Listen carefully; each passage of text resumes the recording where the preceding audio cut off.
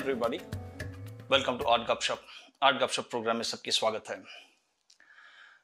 इस बार की चर्चा का विषय है, this time the topic for discussion is about how to decide on a subject and how to develop your visual language. हम अपनी आर्ट के लिए सब्जेक्ट कैसे तय करें और अपनी खुद की विजुअल लैंग्वेज कैसे डेवलप करें।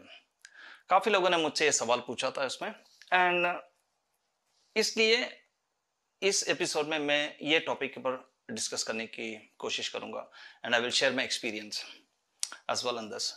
नाउ एक बात I would like to share, एक बात मैं कहना चाहूँगा कि काफ़ी लोगों का मुझे फीडबैक ऐसा आया कि दैट आई शुड कि मैं इंग्लिश और हिंदी दोनों में इसको प्ले करूँ।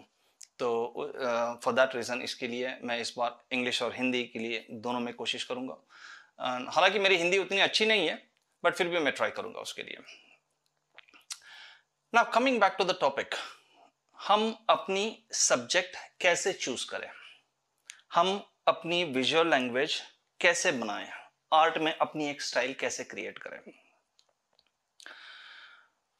मैंने काफी जगह काफी लोगों से मिला हूं, काफी स्टूडेंट से मिलता हूं, काफी एग्जीबिशन पे जाता हूं, एंड मुझे लगता है जब मैं उनसे बात करता हूं, उनसे पूछने की कोशिश करता हूं, तो मुझे ये एक कमी हमेशा दिखाई देती है। मैं उनसे पूछता हूं कि भाई how did you zero on the subject, ये सब्जेक्ट तुमने चुना कैसे है, ये कलर स्कीम, ये कॉम्पोजिशन, ये तुम्हारा विजुअल स्टाइल जो है, इसको तुमने कैसे डिसाइड किया। तो काफी बार मुझे ये सुनने को आता है कि हाँ ये अच्छी दिखती है, ये खूबसूरत दिखती है, ये सेल होती है, या इस तरह के विषय, फॉर एग्जांपल बुद्धा की पेंटिंग्स हो, गणेशा की पेंटिंग्स हो, या एब्स्ट्रैक्ट पेंटिंग, ये इस तरह की स्टाइल थोड़ा चलती है, and that is the way how they have decided on the subject. कुछ लोगों को मैंने ऐसे भी देखा है कि अलग अलग आर्टिस्ट से थोड़ी थोड़ी आइडियाज उन्होंने चोरी की है। एक आर्टिस्ट से ये स्टाइल, एक आर्टिस्ट से कलर, ये आर्टिस्ट से थोड़ा थोड़ा करके ऐसा अपना एक बनाने की कोशिश की है।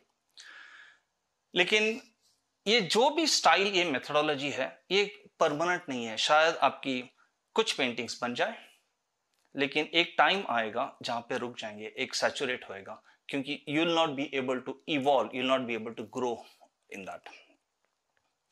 तो मेरे तजुर्बा, मेरी जो अनुभव है या मैं जो सोचता हूं वो ऐसा आया है। हालांकि मेरी ये जो आइडिया, ये जो फॉर्मूला या ये जो आइडिया, ये जो थियोरी मैंने डेवलप की है, ये मैंने पढ़ के थोड़ा, फिर लोगों से बात करके थोड़ा, फिर अपने आप को एनालाइज करके थोड़ा, इस तरह से मैंने बनाया उसको, and I came down to this conclusion which I practice for myself. मेरे लिए भी मैं वही प्रैक्टिस करता हूं। Art is a strong mode of communication. Communication की एक अच्छी स्ट्रॉन्ग माध्यम है आर्ट। एंड कोई भी चीज जब हम कम्युनिकेट करना चाहते हैं, उसमें ओरिजिनलिटी होनी चाहिए, उसमें तथ्य होनी चाहिए, फैक्ट्स होनी चाहिए, उसमें एक्सपीरियंस होनी चाहिए, एंड उसमें एक मैसेज होनी चाहिए। तो ये चारों हम जब डेवलप करते हैं, तो ऐसा तो नहीं होता है कि किसी और का देख के, किसी और का आइडिया से हमने लेके थोड़ा चोरी करके इधर से सुन के हम अपनी बना, ऐसा नहीं होता उसमें। फॉर एग्जाम्पल, एक आई जस्ट गिव यू एक अलग स्टोरी बनाता हूं, एक अलग एग्जाम्पल देता हूं। फॉर एग्जाम्पल, चलो माने कि कार एक सब्जेक्ट है, एंड इस सब्जेक्ट पे अगर 5 अलग अलग लोग बात करें तो कैसा लगेगा। फॉर एग्जाम्पल, एक बिजनेसमैन कार के बारे में बात कर रहा है, एक आर्मी ऑफिसर कार के बारे में बात कर रहा है, एक टीचर या ट्रेनर कार के बारे में बात कर रहा है, एक कार की मैकेनिक कार के बारे में बात कर रहा है, और एक, चलो मान लेते हैं कि एक फिल्म एक्टर कार के बारे में बात कर रहा है, और एक चोर उचक्का, वो भी कार के बारे में। अभी ये 6 लोगों ने में कार के बारे में। क्या हमें ऐसा नहीं लगता कि अगर ये 6 लोग एक ही सब्जेक्ट के बारे में, और चलो ये भी मान लेते कि एक ही भाषा में बात करते, चलो चाहे हिंदी हो या इंग्लिश हो, एक ही भाषा में बात करें और एक ही सब्जेक्ट के बारे में बात करें, फिर भी हमें जब हम सुनते हैं तो ऐसा लगता है कि अलग अलग उसकी फीलिंग आती है, उसकी भावनाएं आती है। क्यों? क्योंकि हर इंसान अपने अपने वैल्यूज के हिसाब से उस सब्जेक्ट के बारे में देखता है। फॉर एग्जाम्पल एक बिजनेसमैन, उसकी वैल्यू क्या है? उसकी वैल्यू है investment, profit, loss. These are his values. वो एंटरप्रेन्योरशिप के बारे में बात करता है, सोचता है, उसकी पूरी एटीट्यूड, उसकी सोच, उसकी वैल्यूज वो है, और उसके हिसाब से वो कार के बारे में सोचेगा, कार के बारे में उसको परसीव करेगा। एक teacher, for him it is an academician, for him it's like his values are teaching, his values are how I can impart, and with this car how I can deliver or do something like this. एक film वाले के लिए it's all about glamour, it's all about status.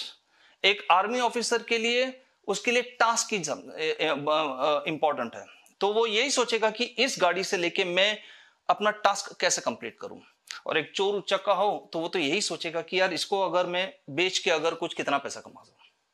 मतलब एक subject के ऊपर 5-6 लोग अलग अलग तरीके से सोचते हैं, अलग अलग तरीके से बात करते हैं। अभी हम एनालाइज करें कि ऐसा क्यों? क्योंकि हर एक इंसान अपने अपनी वैल्यूज के हिसाब से ही सोचता है एंड अपना बिलीफ क्रिएट करता है। सो कोई भी इंसान के लिए 3 चीज बहुत जरूरी है: वैल्यूज, उसके मौल्य क्या है, उसके आस्था, उसके बिलीफ क्या है, एंड उसकी सोच, उसकी थॉट प्रोसेस क्या है।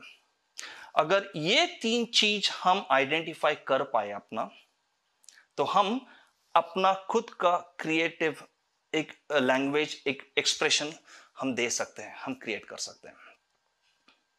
तो इसलिए पहला मैं सबको बोलता हूं कि अपने first you try to recognize, you try to discover what are your values in life, and अपने वैल्यूज, अपने बिलीफ, अपने थॉट को बेझिझक, वेरी करेजियसली आप एक्सप्रेस करना उसको। हम ज्यादातर से क्या हो जाते हैं, बड़े मटेरियलिस्टिक बन जाते हैं। हम ये देखते हैं कि हम अगर कुछ भी बोले तो लोगों के ऊपर उसका इंप्रेशन क्या पड़ेगा, या लोग मेरे बारे में क्या सोचेंगे। तो we always are scared about the impression that's created, and we are not bothered about the expression. So हमें उसे you have to be aware of that. You have to हमें देखना है कि हम वो ना करें। हमें ये करना है कि हम अपनी बात को एक्सप्रेस करने के लिए, हमारी भावनाएं, हमारी मौल्य जो है, हम उसको कैसे उसको एक्सप्रेस करें, एंड बेझिझक, बहुत फैक्ट वाइज उसके बारे में अध्ययन करें, स्टडी करें, एंड उसके बाद so if you can set your values, if you can set your belief, and if you can set your thought, all these 3 things, ये तीनों चीज मिला के आप अपना एक बहुत खूबसूरत विजुअल लैंग्वेज बना सकते हैं। एक बात। दूसरी बात, सब्जेक्ट पे कैसे चुनना। अलग अलग तरीके हैं, जो पसंद आए, जो ना पसंद आए, जिससे हमें डर लगे, जिसके बारे में हम सोचते रहे। कुछ इस तरह के लोग डिसाइड करते हैं, ऐसा भी होता है, एंड वो तरीका भी ठीक है, ऐसा नहीं कहता हूं कि वो गलत है। लेकिन मैंने एक और चीज मैंने ऑब्जर्व की है, जो मेरे जो एक स्पिरिचुअल, एक आध्यात्मिक के बारे में जब मैं थोड़ा एक्सप्लोर कर रहा था, पढ़ रहा था, उसमें ये बात मुझे सामने आई। ये पूरी दुनिया पंच महाभूत इससे बनी हुई है। वी हैव अर्थ एलिमेंट, भूमि है, अग्नि है, वायु है, पानी है, और स्पेस है, अवकाश है, आकाश बुद्ध। नाउ इन 5 तत्वों में से कोई एक एलिमेंट ऐसा होता है जिससे हम कनेक्ट कर पाते हैं, रिलेट कर पाते हैं, या उससे इंटरेक्ट कर पाते हैं, बहुत स्ट्रांग होती है वो। एंड इसके अलावा दूसरा कोई एक ऐसा हो सकता है, अनदर एलिमेंट, जो उसके सपोर्टिव या उसके कॉम्प्लीमेंट्री हो। तो हमें थोड़ा टाइम और वक्त निकाल के ये हमें आइडेंटिफाई करना होगा, हमें एक्सप्लोर करना होगा, हमें पहचानना होगा कि ये कौन सी एलिमेंट है, कौन सी ये पंच महाभूत तत्व में से कौन सा एलिमेंट जो है, जो हमसे डायरेक्ट कनेक्ट होता है। अगर आप अर्थ एलिमेंट करते हो, फायर एलिमेंट करते हो, स्पेस एलिमेंट करते हो, पानी का एलिमेंट करते हो, जो भी एलिमेंट हो, आप उसको थोड़ा गौर से कीजिए, एंड देन उसके हिसाब से जो रिलेटेड, जो कनेक्टेड है, वो सब्जेक्ट चूज करना आसान होगा। हाँ, अननोइंगली, सबकॉन्शियस लेवल पे ये जो कौन सी एलिमेंट हमारे साथ इंटरेक्ट होती है, हम उसके सब्जेक्ट के हिसाब से ही ज्यादातर से हम टिल्ट होते हैं। So once you recognise this, ये एक बार आइडेंटिफाई हो गया उसमें, then you it's easy for you to choose the subject accordingly. Colour भी, suppose earth is the element which you connect और यू इंटरैक्ट, तो आपके सब्जेक्ट्स, आप अर्दन कॉन्सेप्ट्स या अर्थ सब्जेक्ट्स के ऊपर आप काम कर सकते हैं. आपकी कलर फैमिली भी पूरी अर्दन कलर फैमिली हो सकती है.